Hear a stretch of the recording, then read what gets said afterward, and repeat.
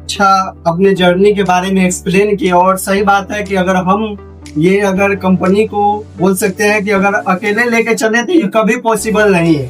इसमें टीम बनाना पड़ेगा और टीम वर्क करना पड़ेगा बनाकर। उसके बाद फिर जैसे कि बहुत हम लोग इस चीजों को फेस कर चुके हैं, क्योंकि हम लोग जब सेकेंड ईयर थर्ड ईयर में थे तो कहीं अगर सीखने को जाते थे तो बहुत ज्यादा हम लोग को उतना एडवांटेज नहीं दिया जाता था। अगर नॉर्मली सिंपली अगर कहीं साइड वर्क आप करते हैं, जैसे आप कोई कपड़े के शॉप में करे या राशन के शॉप में करे, तो आपको जरूर इतना है कि 3,000 या 4,000 रुपया अर्निंग जरूर दिया जाता है कि लो भाई आप वर्क कर रहे हैं 6 से 8 घंटे, तो आपको ये कुछ पॉकेट खर्चा होना चाहिए। बट हम लोग के फील्ड में वैसा कुछ था नहीं।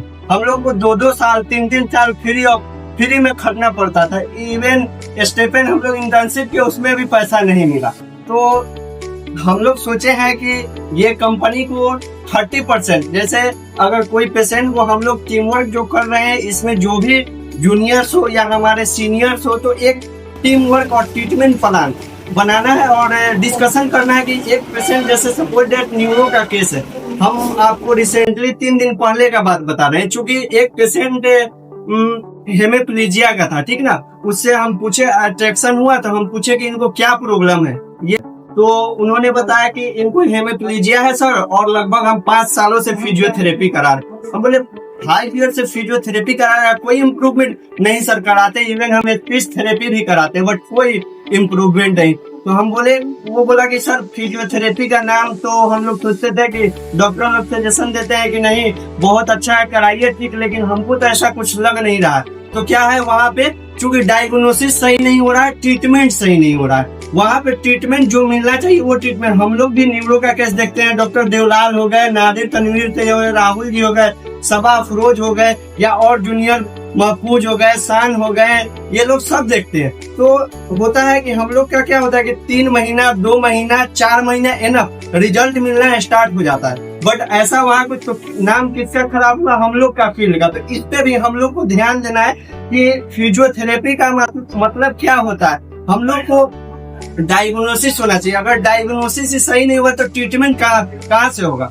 तो हम लोग का टीम वर्क में यही हम लोग कोशिश किए हैं कि जो भी अगर कोई जूनियर्स हो या सीनियर्स हो तो 70% उनको दिया जाएगा और 30% कंपनी को देना पड़ेगा।